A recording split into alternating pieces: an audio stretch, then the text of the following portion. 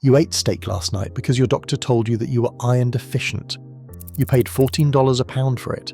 You seasoned it, cooked it, cut around the fat and consumed maybe 3 milligrams of iron that your body will struggle to absorb.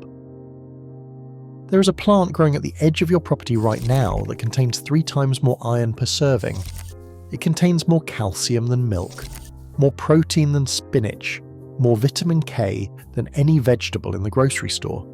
It has been used to treat anemia for 3,000 years. Your grandmother's grandmother knew exactly what it was and how to prepare it.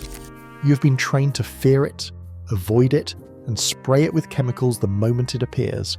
The plant is stinging nettle, and the reason every doctor wants you to eat steak instead is because nobody can charge you $14 a pound for something that grows free in every backyard in America.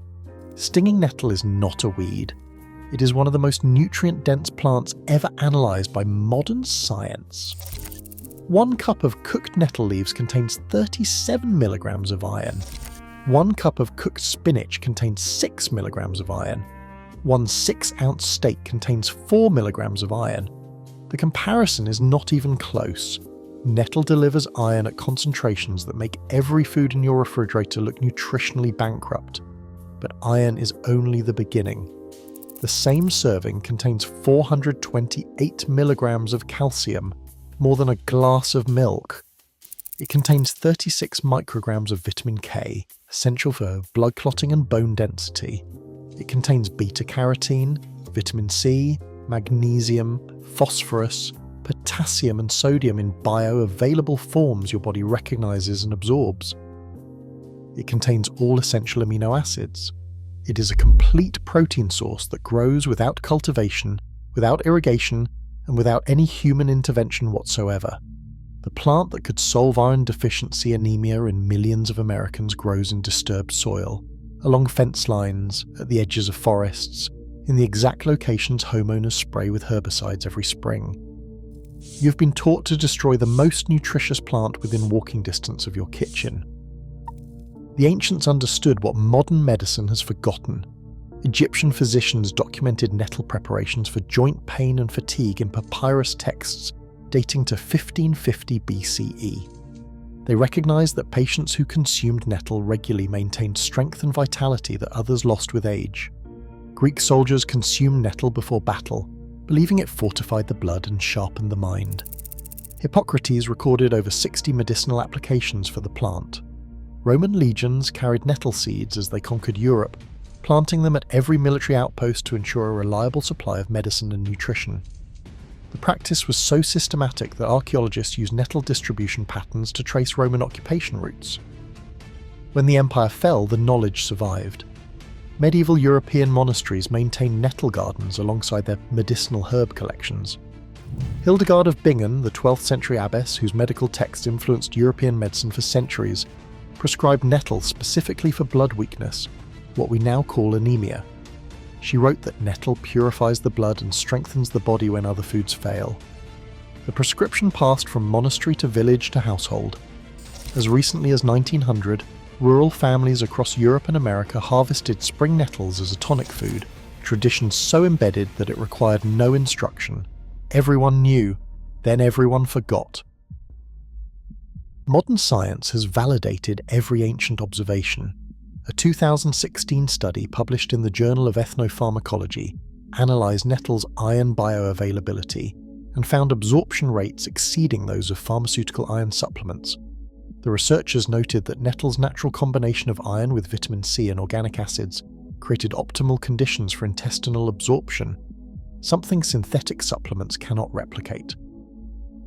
A separate study from the University of Freiburg demonstrated that subjects consuming nettle extract showed a 23% increase in hemoglobin levels within 6 weeks, results comparable to prescription iron therapy without the constipation, nausea, and gastric distress that cause 40% of patients to abandon iron supplements. Research from Iran published in the Pakistan Journal of Biological Sciences found that nettle leaf extract was as effective as the pharmaceutical drug fexofenadine in treating allergic rhinitis, blocking histamine release through the same mechanism but without drowsiness or cognitive impairment.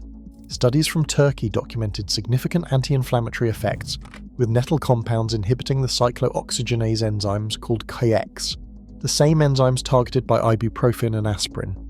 A 2013 meta-analysis reviewing over 30 clinical trials concluded that nettle demonstrated significant therapeutic potential for conditions ranging from anemia to arthritis to benign prostatic hyperplasia. The plant that your doctor never mentioned treats conditions that generate billions in pharmaceutical revenue. So why does the medical system pretend nettle does not exist? Follow the economics. Iron deficiency anemia affects over 1.5 billion people worldwide. In the United States alone, 10 million people are iron deficient and 3 million progress to full anemia. The standard treatment protocol involves diagnostic blood tests, specialist referrals, pharmaceutical iron supplements, and follow-up monitoring. A single anemia patient generates thousands of dollars in healthcare revenue over years of management. The iron supplement market alone exceeds $4 billion annually. This does not include physician visits, laboratory work, or prescription medications for side effects caused by the supplements themselves. Now consider the alternative. Nettle grows wild across every temperate region on Earth. It requires no fertilizer, no pesticides, no irrigation. It cannot be patented. A single plant produces thousands of seeds that spread without human intervention. The cost of a year's supply of nettle is $0 for anyone willing to harvest it, or approximately $20 for a year's supply of dried nettle from commercial sources. The economics of nettle threaten not just the supplement industry, but the entire infrastructure of nutritional deficiency management. The suppression did not require conspiracy, it required only neglect. Medical schools do not teach botanical nutrition.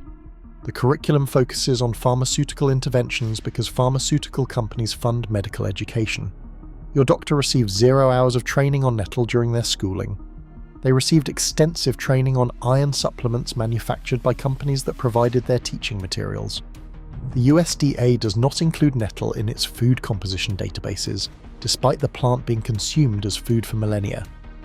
Nutritional guidelines cannot recommend what official databases do not recognize.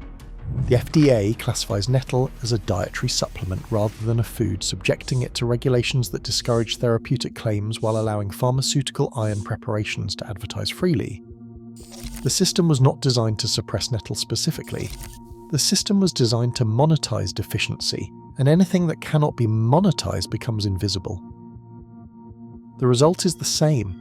A plant that outperforms every iron source in the grocery store has been erased from nutritional education, excluded from dietary guidelines, and eliminated from the cultural memory of populations that consumed it for 3,000 years.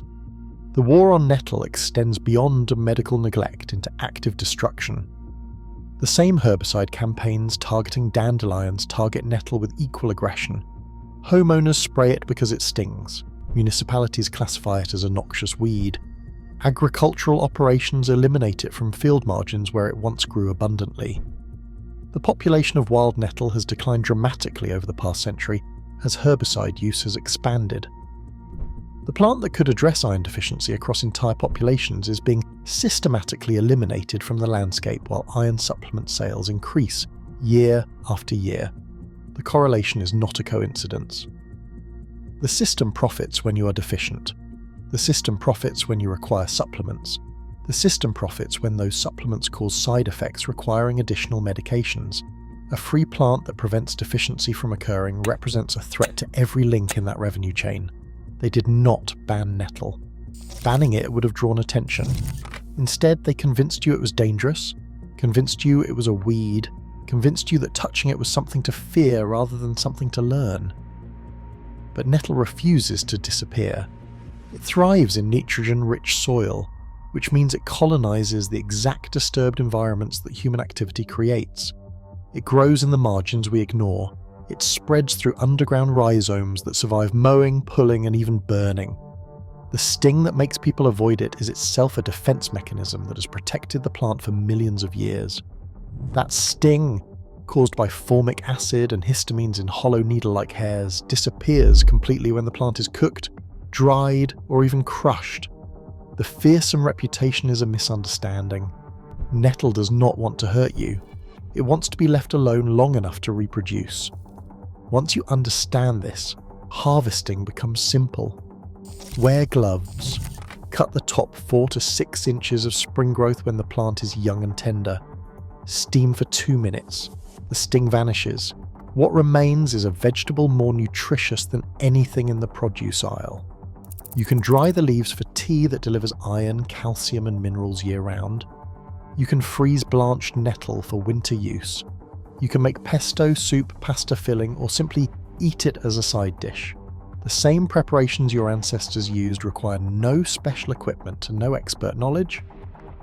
The information that was kept from you is now in your possession.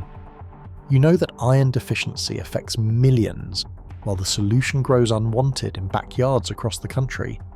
You know that 3,000 years of medical tradition validated a plant that modern medicine refuses to acknowledge. You know that the economics of healthcare depend on your continued deficiency and your continued dependence on products that can be sold. You know that the sting is temporary and the nutrition is permanent. Spring nettle season begins in weeks. The plant will emerge along fence lines, at forest edges, in abandoned lots, in every space where soil has been disturbed and humans have stopped paying attention. It will offer 3 times the iron of steak, more calcium than milk, more protein than spinach. It will offer this for free to anyone who recognizes what it is and understands what it provides. Your doctor will not tell you. Your nutritionist was not trained to know. The system that profits from your deficiency has no incentive to introduce you to the cure growing in your yard. But the nettle does not care about incentives. It keeps growing. It keeps offering. It has been waiting for you to remember what your ancestors knew. Thanks for watching. Check out another video and make sure to hit subscribe.